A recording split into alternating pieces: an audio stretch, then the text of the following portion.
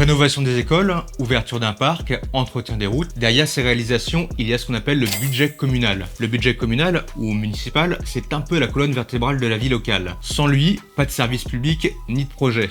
C'est lui qui permet à la commune de faire tourner la ville, en recrutant du personnel, en faisant fonctionner les crèches, les écoles, les médiathèques, en soutenant les entreprises et les associations. Mais concrètement, il vient d'où cet argent? D'abord des impôts locaux, comme la taxe foncière ou la contribution économique territoriale, payée par les entreprises. Ensuite, l'État verse une dotation, c'est-à-dire une participation financière indispensable au fonctionnement de la collectivité. À cela s'ajoutent aussi les recettes issues des services publics, comme les cantines, les équipements sportifs, les parkings, la location des salles, etc. Et pour financer de nouveaux projets, la commune peut aussi emprunter auprès d'établissements bancaires ou de la Banque des territoires. Mais ces ressources sont aujourd'hui sous pression, avec notamment la suppression de la taxe d'habitation et la baisse des dotations de l'État. Et tout cela réduit l'autonomie des communes, surtout des plus petites, et les rend plus dépendantes des décisions prises à Paris. En parallèle, les besoins, eux, ne cessent d'augmenter. Précarisation, vieillissement de la population, accès aux soins, cohésion sociale, autant de défis qui demandent des moyens financiers. Pourtant, on demande aux communes de répondre à ces besoins croissants avec moins d'argent. Alors, certaines cherchent des solutions.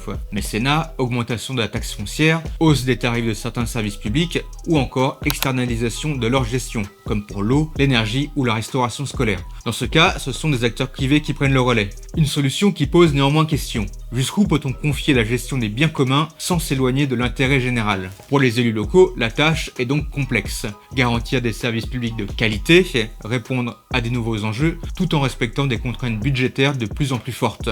Mais ces élus ne peuvent pas tout.